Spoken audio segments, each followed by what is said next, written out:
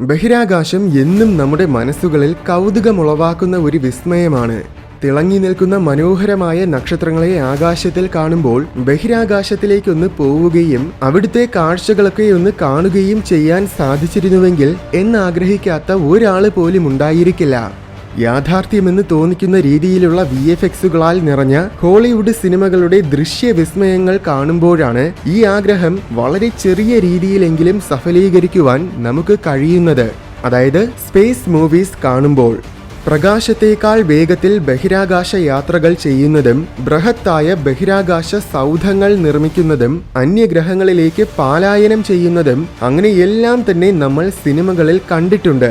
ഈ വിസ്മയങ്ങളൊക്കെ സിനിമകളിൽ കാണുമ്പോൾ പലപ്പോഴും അതെല്ലാം യാഥാർത്ഥ്യമായിട്ട് അല്ലെങ്കിൽ ശരിയായ ശാസ്ത്രമായിട്ട് തന്നെ നമുക്ക് തോന്നാറുണ്ട്. പക്ഷേ ശരിക്കുമുള്ള ശാസ്ത്രത്തിന്റെ അടിസ്ഥാനത്തിൽ ചിന്തിക്കുമ്പോൾ ഈ സ്പേസ് സിനിമകളൊക്കെ എത്രത്തോളം വിശ്വസനീയമാണ്? നമ്മുടെ നിലവിലത്തെ ഭൗതിക ശാസ്ത്രത്തിലെ നിയമങ്ങളും കൃത്യമായ ബഹിരാകാശ വസ്തുതകളുമൊക്കെ പരിഗണിക്കുമ്പോൾ ഏത് സിനിമയാണ് ഏറ്റവും ശരിയായ സ്പേസ് മൂവി? ബഹിരാകാശ സിനിമകളിലെ സാങ്കല്പികതകളും അവയ്ക്കു പിന്നിലെ യഥാർത്ഥ ശാസ്ത്രം എന്താണെന്നും നമുക്ക് നോക്കാം.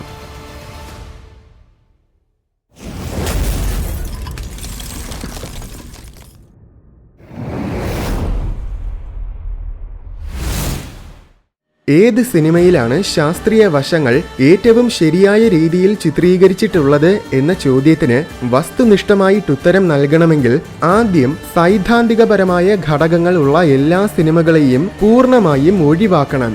എന്നിട്ട് സർവ്വസാധാരണമായി സിനിമകളിൽ തെറ്റായ രീതിയിൽ ചിത്രീകരിക്കാറുള്ള ഭൗതിക ശാസ്ത്ര തത്വങ്ങൾ ഏതൊക്കെയാണെന്ന് പരിഗണിച്ച ശേഷം ആ തത്വങ്ങളൊക്കെ ശരിയായ രീതിയിൽ കൈകാര്യം ചെയ്തിട്ടുള്ള സിനിമകൾ ഏതാണെന്ന് നോക്കണം. ഒന്നാമതായി, ബഹിരാകാശത്തിൽ ശബ്ദമുണ്ടാകില്ല. ശബ്ദ തരംഗങ്ങൾ എന്നത് വായുവിലൂടെ അല്ലെങ്കിൽ ഏതെങ്കിലും ഒരു മാധ്യമത്തിലൂടെ സഞ്ചരിക്കുന്ന വൈബ്രേഷൻസ് അഥവാ കമ്പനങ്ങളാണ്. എന്നാൽ ബഹിരാകാശം അടിസ്ഥാനപരമായി ശൂന്യമാണ്. അതിനാൽ തന്നെ ഒരു മാധ്യമമില്ലാത്തതുകൊണ്ട് ശബ്ദ തരംഗങ്ങൾക്ക് ബഹിരാകാശത്തിൽ സഞ്ചരിക്കാൻ കഴിയില്ല. നിങ്ങൾ ബഹിരാകാശത്തിൽ നിൽക്കുമ്പോൾ സമീപത്തുള്ള ഒരു ബഹിരാകാശ പേടകം പൊട്ടിത്തെറിക്കുകയാണെങ്കിൽ ആ വിസ്ഫോടനം നിശബ്ദമായിരിക്കും. അതായത് അത് നിങ്ങൾക്ക് കേൾക്കാനാകില്ല. ബഹിരാകാശ പേടകങ്ങളുടെ വിസ്ഫോടനങ്ങൾ മാത്രമല്ല, ബഹിരാകാശത്തിൽ വെച്ച് ന്യൂക്ലിയർ ബോംബുകൾ പൊട്ടിത്തെറിക്കുന്നതായിരുന്നാലും, രണ്ട് ബഹിരാകാശ വസ്തുക്കൾ തമ്മിൽ കൂട്ടിയിടിക്കുന്നതായിരുന്നാലും, ഗ്രഹങ്ങൾ തകരുന്നതായിരുന്നാലും, നക്ഷത്രങ്ങളുടെ സൂപ്പർനോവ എന്ന മഹാവിസ്ഫോടനമായിരുന്നാലും, അങ്ങനെ എന്തു തന്നെ ആയിരുന്നാലും ശരി, അതെല്ലാം തന്നെ ബഹിരാകാശത്തിൽ നിശബ്ദമായിരിക്കും. നിങ്ങളൊരു പേടകത്തിനുള്ളിലാണെങ്കിൽ ഉള്ളിൽ നിറയെ വായു ഉള്ളതുകൊണ്ട് തീർച്ചയായും നിങ്ങൾക്ക് അവിടെ ശബ്ദം കേൾക്കാൻ കഴിയും. അതുപോലെ നമ്മൾ സംസാരിക്കുന്ന ശബ്ദം നമ്മുടെ പേശികളിലൂടെയും അസ്ഥികളിലൂടെയും വൈബ്രേറ്റ് ചെയ്യപ്പെടുന്നതുകൊണ്ട് അത് നമുക്ക് സ്വയം വളരെ ചെറിയ രീതിയിൽ കേൾക്കാൻ കഴിയും. പക്ഷേ ബഹിരാകാശത്തിൽ നിൽക്കുന്ന രണ്ട് ആസ്ട്രോണറ്റ്സിന് പരസ്പരം സംസാരിക്കാൻ പറ്റില്ല. ഒരാൾ മറ്റേയാളുടെ ചെവിയുടെ 1 ഇഞ്ച് ദൂരത്ത് വന്നു നിന്ന് അലറി വിളിച്ചാൽ പോലും മറ്റേയാൾ അത് കേൾക്കില്ല. അതുകൊണ്ടാണ് ആസ്ട്രോണറ്റുകളുടെ സ്പേസ് സ്യൂട്ടുകളിൽ റേഡിയോ കമ്മ്യൂണിക്കേഷന് വേണ്ടിയിട്ടുള്ള ഉപകരണങ്ങൾ ഘടിപ്പിച്ചിട്ടുള്ളത്. റേഡിയോ തരംഗങ്ങൾക്ക് സഞ്ചരിക്കാൻ ഒരു മീഡിയത്തിന്റെ ആവശ്യമില്ല. പണ്ട് മുതലേയുള്ള സയൻസ് ഫിക്ഷൻ സിനിമകളിൽ നമ്മൾ നിരന്തരമായിട്ട് കാണാറുള്ള ഒരു ടെക്നോളജിയാണ് ലേസർ ഗൺസ്.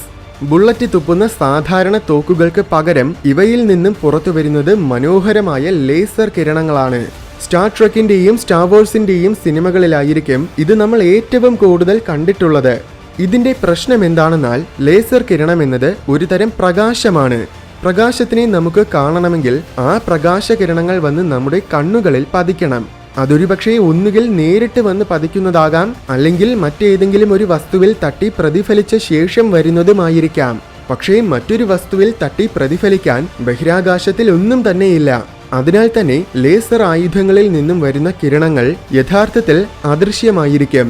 മറ്റൊരു കാര്യമെന്നത് ഈ ലേസർ ഗൺസൊക്കെ തികച്ചും അപ്രായോഗികമാണ്. അതിന് പല പല കാരണങ്ങളുണ്ട്. ഒന്നാമത്തെ പ്രശ്നം, തോക്കിൽ നിന്നും വമിക്കുന്ന ലേസർ കിരണങ്ങൾ യഥാർത്ഥത്തിൽ തീരെ ദുർബലമായിരിക്കും. ഒരുപക്ഷെ കിരണം വന്ന് പതിക്കുന്നിടത്തെ തൊലി ചെറുതായിട്ടൊന്ന് പൊള്ളുമെന്നല്ലാതെ വേറെ മാരകമായ കുഴപ്പമൊന്നും ഉണ്ടാകില്ല. ഇനി സിനിമയിൽ കാണുന്നത് പോലെയുള്ള ശക്തമായ ലേസർ കിരണങ്ങൾ പുറത്തുവരുന്ന തോക്കുണ്ടാക്കിയാൽ ആ തോക്കിന് വലിയൊരു ലോറിയുടെ അത്ര വലിപ്പമുണ്ടായിരിക്കും. രണ്ടാമത്തെ പ്രശ്നം, എല്ലാ പ്രതലത്തിലും ലേസർ കിരണങ്ങൾ പ്രവർത്തിക്കില്ല. വെടിവെക്കുന്ന കിരണങ്ങൾ ചെന്ന് പതിക്കുന്നത് പാറക്കല്ലിലാണെങ്കിൽ അവിടെ ഒന്നും തന്നെ സംഭവിക്കില്ല. ഇനി ചിലപ്പോൾ വെക്കുന്ന വെടി ഏതെങ്കിലും കണ്ണാടിയിൽ ചെന്ന് പതിക്കുകയാണെങ്കിൽ അത് ചിലപ്പോൾ പ്രതിഫലിച്ച് നേരെ വെടിവെച്ചയാളിന്റെ നേർക്ക് തന്നെ വന്ന് പതിക്കുകയും ചെയ്യും. മൂന്നാമത്തെ പ്രശ്നം, ലേസർ കിരണങ്ങൾ ചെന്ന് പതിക്കുന്ന സമയത്തിൽ പതിക്കുന്ന സ്ഥലത്തു നിന്നും ശക്തമായ പ്രകാശമുണ്ടാകും. അത് കാരണം വെടിവെക്കുന്നയാളുടെ തന്നെ കണ്ണടിച്ചു പോയേക്കാം. ഇങ്ങനെ ലേസർ ഗൺസിന് ഒരുപാട് പ്രശ്നങ്ങളുണ്ട്. ശരിക്കും സിനിമകളിലുള്ള ലേസർ ഗൺസ് വളരെ വലിയൊരു മണ്ടത്തരമായിട്ടാണ് എനിക്ക് തോന്നിയിട്ടുള്ളത്. സ്പേസ് മൂവിയാണെങ്കിൽ മിക്കവാറും അതിൽ ഫാസ്റ്റർ ദാൻ ലൈറ്റ് സ്പീഡ് അഥവാ പ്രകാശത്തേക്കാൾ വേഗത്തിൽ പോകുന്ന ടെക്നോളജി ഉണ്ടായിരിക്കും. അതില്ലാതെ പല സിനിമകളിലെയും കഥ സംഭവിക്കുക പോലുമില്ല. സ്റ്റാർ വാർസ് പോലെയുള്ള സിനിമകളിൽ പ്രകാശത്തിന്റെ ആയിരക്കണക്കിന് മടങ്ങ് വേഗത്തിൽ പോകുന്ന സ്പേസ്ഷിപ്പുകൾ വരെയുണ്ട്. പക്ഷേ പ്രശ്നം എന്താണെന്നാൽ nothing can travel faster than light. ഈ ദൃശ്യപ്രപഞ്ചത്തിൽ ഒന്നിനും പ്രകാശത്തേക്കാൾ വേഗത്തിൽ സഞ്ചരിക്കാനാകില്ല. അത് നമ്മുടെ ടെക്നോളജിയുടെ പരിമിതിയല്ല, മറിച്ച് പ്രപഞ്ചത്തിന്റെ വേഗപരിധിയാണ്. അതിനാൽ തന്നെ നമ്മുടെ സോളാർ സിസ്റ്റത്തിൽ തന്നെയുള്ള ഗ്രഹങ്ങളിലേക്ക് പോകാൻ പോലും യഥാർത്ഥത്തിൽ പല മാസങ്ങൾ മുതൽ വർഷങ്ങൾ വരെ സമയമെടുക്കും. സോളാർ സിസ്റ്റത്തിന് പുറത്ത് നമ്മുടെ ഗാലക്സിയിൽ തന്നെയുള്ള മറ്റ് നക്ഷത്രങ്ങളിലേക്ക് പോകാനാണെങ്കിൽ പല ദശലക്ഷം വർഷങ്ങൾ മുതൽ കോടിക്കണക്കിന് വർഷങ്ങൾ വരെ സമയമെടുക്കും. ഇനി ഗാലക്സിയും കടന്നു പോകുന്ന കാര്യമാണെങ്കിൽ ചിന്തിക്കുക പോലും വേണ്ട. കാരണം നിലവിലത്തെ ടെക്നോളജികൾ ഉപയോഗിച്ച് അത് നമുക്ക് സാധ്യമല്ല.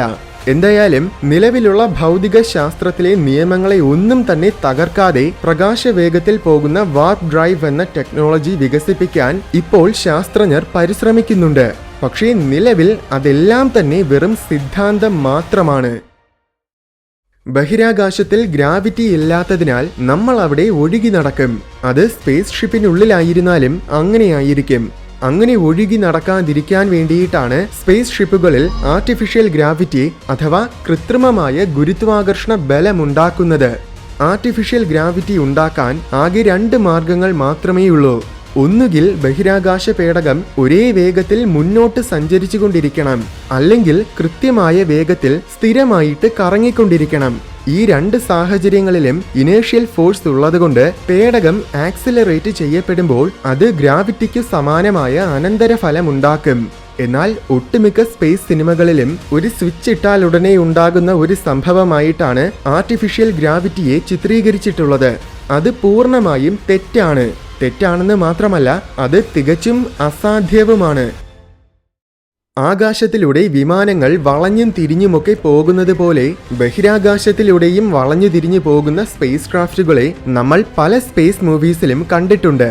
ഇതിന്റെ പ്രശ്നം എന്താണെന്നാൽ യഥാർത്ഥത്തിൽ വിമാനങ്ങൾ തിരിയുന്നത് പോലെ ബഹിരാകാശ പേടകങ്ങൾക്ക് എളുപ്പത്തിൽ വളയാനും തിരിയാനും സാധിക്കില്ല. വിമാനങ്ങൾ തിരിയുന്നതിന്റെ കാരണം വായുവിന്റെ സാന്നിധ്യമാണ്. എന്നാൽ ബഹിരാകാശത്തിൽ നേരത്തെ പറഞ്ഞതുപോലെ വായുവില്ല. അതിനാൽ തന്നെ ബഹിരാകാശ പേടകങ്ങൾക്ക് വിമാനങ്ങളെ പോലെ പെട്ടെന്ന് തിരിയാനാകില്ല. തിരിയാൻ കഴിയും, പക്ഷേ അങ്ങനെ തിരിയുമ്പോഴും സഞ്ചരിച്ചു കൊണ്ടിരിക്കുന്നത് നേരത്തെ സഞ്ചരിച്ചു കൊണ്ടിരുന്ന അതേ ദിശയിലേക്ക് തന്നെയായിരിക്കും. എന്നാൽ ദിശ മാറണമെങ്കിൽ ആദ്യം ഏത് ദിശയിലോട്ടാണോ പോകേണ്ടത് ആ ദിശയിലേക്ക് പേടകത്തിനെ തിരിക്കണം. അതിനുവേണ്ടി വശങ്ങളിൽ ഘടിപ്പിച്ചിട്ടുള്ള റോക്കറ്റുകളായിരിക്കും ഉപയോഗിക്കുന്നത്. അങ്ങനെ തിരിച്ചതിനു ശേഷം പിന്നെ പ്രധാന റോക്കറ്റ് ഉപയോഗിച്ച് വീണ്ടും മുന്നിലോട്ട് പോവുകയാണ് ചെയ്യേണ്ടത്. ഇങ്ങനെ മാത്രമേ സ്പേസിൽ വെച്ച് പേടകങ്ങളെ ദിശ തിരിക്കാൻ കഴിയുകയുള്ളൂ. അതുപോലെ തന്നെ മറ്റൊരു കാര്യമെന്നത് പല സിനിമകളിലും എഞ്ചിൻ ഓഫ് ചെയ്ത് സ്പേസ് ഷിപ്പുകൾ നിർത്തുന്നത് കാണാം. പക്ഷേ യഥാർത്ഥത്തിൽ ഭൂമിയിൽ ബ്രേക്ക് ചവിട്ടി വണ്ടി നിർത്തുന്നത് പോലെ ബഹിരാകാശത്തിൽ പേടകം നിർത്തുവാൻ സാധിക്കില്ല. എഞ്ചിൻ ഓഫ് ചെയ്താലും ബഹിരാകാശത്തിലൂടെ സഞ്ചരിക്കുന്ന വാഹനങ്ങൾ വീണ്ടും അതേ ദിശയിൽ തന്നെ സഞ്ചരിച്ചു കൊണ്ടിരിക്കും. സഞ്ചരിക്കുന്ന ഒരു സ്പേസ് ഷിപ്പ് നിർത്തണമെങ്കിൽ അത് സഞ്ചരിക്കുന്നതിനെതിരായിട്ട് റോക്കറ്റ് ഉപയോഗിക്കണം. അപ്പോൾ പേടകത്തിന്റെ വേഗത കുറയുകയും പതിയെ നിൽക്കുകയും ചെയ്യും. സയൻസ് ഫിക്ഷൻ സിനിമകളിലെ ഒരു പ്രധാന ഘടകമാണ് ടൈം ട്രാവൽ. ഡാർക്ക് മാറ്റർ ഉപയോഗിച്ചും വേം ഹോൾസിലൂടെയും മൾട്ടിവേഴ്സ് യാത്ര ചെയ്തും എക്സ്ട്രാ ഡൈമെൻഷൻസിൽ നിന്നും അങ്ങനെ വിചിത്രവും വ്യത്യസ്തവുമായ പല രീതികളിലാണ് സിനിമകളിൽ ടൈം ട്രാവൽ ചെയ്യുന്നത്. സിനിമകളിൽ ഫ്യൂച്ചറിലോട്ടും പാസ്റ്റിലോട്ടും ടൈം ട്രാവൽ ചെയ്യാനാകും. എന്നാൽ നിലവിലത്തെ ഭൗതിക ശാസ്ത്രത്തിന്റെ അടിസ്ഥാനത്തിൽ ചിന്തിക്കുമ്പോൾ യഥാർത്ഥത്തിൽ പാസ്റ്റിലോട്ടുള്ള ടൈം ട്രാവൽ തികച്ചും അസാധ്യമാണ്. സൈദ്ധാന്തികപരമായിട്ടല്ലാതെ പാസ്റ്റിലേക്ക് ടൈം ട്രാവൽ ചെയ്യാനുള്ള യാതൊരു മാർഗവും ഇതുവരേക്കും കണ്ടുപിടിച്ചിട്ടില്ല. ശരിക്കും സൈദ്ധാന്തികപരമായിട്ട് ചിന്തിക്കുമ്പോൾ പോലും പാസ്റ്റ് ടൈം ട്രാവലിംഗ് എന്ന ആശയം ഭൗതിക ശാസ്ത്ര നിയമങ്ങളെയെല്ലാം ചോദ്യം ചെയ്യുന്നതായിട്ടാണ് നമുക്ക് കാണാൻ കഴിയുന്നത്. പക്ഷേ ഫ്യൂച്ചറിലേക്കുള്ള ടൈം ട്രാവൽ തികച്ചും സാധ്യമാണ്. അങ്ങനെ പറയുമ്പോൾ അത് സിനിമകളിൽ കാണുന്ന രീതിയിലായിരിക്കുമെന്ന് കരുതരുത്. അതെല്ലാം തികച്ചും ഫാന്റസികളാണ്. ടൈം ഡയലേഷനിലൂടെയാണ് ഫ്യൂച്ചർ ടൈം ട്രാവലിംഗ് സാധ്യമാകുന്നത്. അതുമാത്രമല്ല, ഒരു സെക്കൻഡ് എന്ന വേഗത്തിൽ നമ്മൾ എല്ലാവരും ഭാവിയിലേക്ക് ടൈം ട്രാവൽ ചെയ്തുകൊണ്ടിരിക്കുകയാണ്. ടൈം ട്രാവലിനെ കുറിച്ച് വിശദമായിട്ട് തന്നെ മുൻപ് വീഡിയോ ചെയ്തിട്ടുണ്ട്. അതിന്റെ ലിങ്ക് ഡിസ്ക്രിപ്ഷൻ ബോക്സിൽ ഉണ്ടായിരിക്കും. മാർസിനും ജൂപ്പിറ്ററിനുമിടയിൽ പല ലക്ഷക്കണക്കിന് ചെറുതും വലുതുമായ ഉൽക്കകൾ നിലനിൽക്കുന്ന ഒരു മേഖലയാണ് ആസ്ട്രോയിഡ് ബെൽറ്റ്. പല ഹോളിവുഡ് സിനിമകളിലും ഈ ആസ്ട്രോയിഡ് ബെൽറ്റിനിടയിലൂടെ ഉൽക്കകളിലൊന്നും തട്ടാതെ വളരെ പ്രയാസപ്പെട്ട് ബഹിരാകാശ വാഹനങ്ങൾ ഓടിക്കുന്ന രംഗങ്ങൾ നിങ്ങൾ കണ്ടിട്ടുണ്ടാകും. പക്ഷേ യഥാർത്ഥത്തിൽ ആസ്ട്രോയിഡ് ബെൽറ്റ് എന്നത് വളരെ വലിയൊരു മേഖലയാണ്. ദശലക്ഷക്കണക്കിന് ഉൽക്കകൾ ഉണ്ടെങ്കിലും അവിടുത്തെ ഓരോ ആസ്ട്രോയിഡുകളും തമ്മിലുള്ള ശരാശരി ദൂരം എന്നത് ഏകദേശം 10 ലക്ഷം കിലോമീറ്റേഴ്സ് ആണ്. അതിനാൽ തന്നെ ആസ്ട്രോയിഡ് ബെൽറ്റിലൂടെ പോകുമ്പോൾ സിനിമകളിൽ കാണുന്നത് പോലെ ഉൽക്കകളിൽ ഇടിക്കുമോ എന്ന് യഥാർത്ഥത്തിൽ പേടിക്കേണ്ട യാതൊരു കാര്യവുമില്ല. കാരണം നമ്മൾ പലതവണ ബഹിരാകാശ പേടകങ്ങളെ ആസ്ട്രോയിഡ് ബെൽറ്റിനും അപ്പുറത്ത് അയച്ചിട്ടുള്ളതാണ്. ശരിക്കും കൃത്യമായ പ്ലാനിങ്ങോട് കൂടെ ഒരു ഉൽക്കയെ ലക്ഷ്യമിട്ട് പേടകത്തിനെ അയച്ചാൽ മാത്രമേ അത് ആ ഉൽക്കയുടെ സമീപത്തെത്തുകയുള്ളൂ. അതുമാത്രമല്ല, അവിടെയുള്ള 2 ഉൽക്കകൾ തമ്മിൽ കൂട്ടിയിടിക്കുന്നത് പോലും വളരെ അപൂർവമായിട്ട് മാത്രമാണ്. സ്പേസ് മൂവീസിനെ കുറിച്ച് പറയുമ്പോൾ വളരെ പ്രധാനമായിട്ട് പറയേണ്ട മറ്റൊരു കാര്യമാണ് മൾട്ടിവേഴ്സ് ആൻഡ് അതർ ഡൈമെൻഷൻസ്. എന്റെ ചാനലിൽ കണ്ടിട്ടുള്ള നിരവധി കമന്റ്സിന്റെ അടിസ്ഥാനത്തിലാണ് ഞാൻ ഇത് പറയാമെന്ന് തീരുമാനിച്ചത്. അതായത് സിനിമകളിൽ കാണുന്ന മൾട്ടിവേഴ്സും എക്സ്ട്രാ ഡൈമെൻഷൻസും ഒക്കെ യാഥാർത്ഥ്യമാണെന്നാണ് നല്ലൊരു ശതമാനം പേരും വിശ്വസിച്ചിരിക്കുന്നത്. എന്നാൽ മൾട്ടിവേഴ്സും എക്സ്ട്രാ ഡൈമെൻഷൻസും ഒക്കെ വെറും സിദ്ധാന്തങ്ങൾ മാത്രമാണ്. മാർവൽ സിനിമകളിലൊക്കെ കാണിക്കുന്ന മൾട്ടിവേഴ്സ് ശരിയാണോ എന്ന് ഒരുപാട് പേര് ചോദിച്ചിട്ടുണ്ട്. മാർവൽ മൂവീസിൽ കാണിക്കുന്നതൊക്കെ സിദ്ധാന്തങ്ങളായിട്ട് പോലും പരിഗണിക്കാൻ കഴിയില്ല. അതൊക്കെ തികഞ്ഞ ഫാന്റസി കഥകളാണ്. യഥാർത്ഥ ശാസ്ത്രവുമായിട്ട് പുലബന്ധം പോലുമില്ലാത്ത ചില കാര്യങ്ങളാണ് മാർവൽ സിനിമകളിൽ കാണിക്കുന്നത്. മാർവൽ സിനിമകളിൽ മാത്രമല്ല, ഭൂരിഭാഗം സയൻസ് ഫിക്ഷൻ സിനിമകളുടെയും അവസ്ഥ അങ്ങനെ തന്നെയാണ്. എല്ലാ സിനിമകളിലും മൾട്ടിവേഴ്സ് എന്ന രീതിയിൽ ചിത്രീകരിച്ചിരിക്കുന്നത് യഥാർത്ഥത്തിൽ മൾട്ടിവേഴ്സ് സിദ്ധാന്തം പോലുമല്ല. അതെല്ലാം തന്നെ പാരലൽ യൂണിവേഴ്സ് സിദ്ധാന്തങ്ങളാണ്. മൾട്ടിവേഴ്സിനെ കുറിച്ചും പാരലൽ യൂണിവേഴ്സിനെ കുറിച്ചുമൊക്കെ വളരെ വ്യക്തമായിട്ട് ഞാനൊരു വീഡിയോ ചെയ്തിട്ടുണ്ട്. അതിന്റെ ലിങ്ക് ഡിസ്ക്രിപ്ഷൻ ബോക്സിൽ ഉണ്ടായിരിക്കും. എന്തായാലും ആ വീഡിയോയുടെ സാരാംശം എന്നത് മൾട്ടിവേഴ്സും പാരലൽ യൂണിവേഴ്സും ഒക്കെ വെറും സിദ്ധാന്തങ്ങൾ മാത്രമാണ്. പ്രത്യേകിച്ച് പാരലൽ യൂണിവേഴ്സ് സിദ്ധാന്തം, അതായത് മൾട്ടിവേഴ്സ് എന്ന രീതിയിൽ സിനിമകളിലൊക്കെ നമ്മൾ കാണുന്ന പാരലൽ യൂണിവേഴ്സ് സിദ്ധാന്തം ശാസ്ത്രീയമായിട്ട് അംഗീകരിക്കപ്പെട്ട സിദ്ധാന്തം പോലുമല്ല. അതുകൊണ്ട് തന്നെ സിനിമകളിൽ കാണുന്ന പാരലൽ യൂണിവേഴ്സും മൾട്ടിവേഴ്സും പോലെയുള്ള പ്രതിഭാസങ്ങളെയെല്ലാം വെറും സിദ്ധാന്തങ്ങൾ മാത്രമായിട്ട് തന്നെ പരിഗണിക്കണമെന്ന് പ്രത്യേകം ഓർമ്മിപ്പിക്കുകയാണ്. അപ്പോൾ ഈ പറഞ്ഞ കാര്യങ്ങളെല്ലാം കണക്കിലെടുക്കുമ്പോൾ ഏറ്റവും കൃത്യമായിട്ട് ഭൗതിക ശാസ്ത്ര നിയമങ്ങളെയൊക്കെ പാലിക്കുന്ന സ്പേസ് മൂവി ഏതാണ്? അപ്പോളോ 13, 2001 സ്പേസ് ഒഡീസി, കോൺടാക്ട്, പിന്നെ മിഷൻ ടു മാർസ്. ഇത്രയും സിനിമകളാണ് മറ്റ് സിനിമകളുമായിട്ട് താരതമ്യം ചെയ്യുമ്പോൾ ഏറ്റവും കൃത്യമായിട്ട് ഭൗതിക ശാസ്ത്ര നിയമങ്ങളെയൊക്കെ പാലിച്ച സിനിമകളായിട്ട് എനിക്ക് തോന്നിയത്. ഇതല്ലാതെ ഇന്റർസ്റ്റെല്ലാർ, ഗ്രാവിറ്റി, മാർഷ്യൻ അങ്ങനെ വളരെ മികച്ചതാണെന്ന് പറയാൻ കഴിയുന്ന കുറച്ച് സിനിമകൾ കൂടെയുണ്ട്. എന്തായാലും ഇതൊന്നുമല്ലാതെ ഏറ്റവും കൂടുതൽ യാഥാർത്ഥ്യമായിട്ട് നിങ്ങൾക്ക് തോന്നിയ സിനിമ ഏതാണ്? മറക്കാതെ കമന്റ് ബോക്സിലൂടെ അറിയിക്കൂ.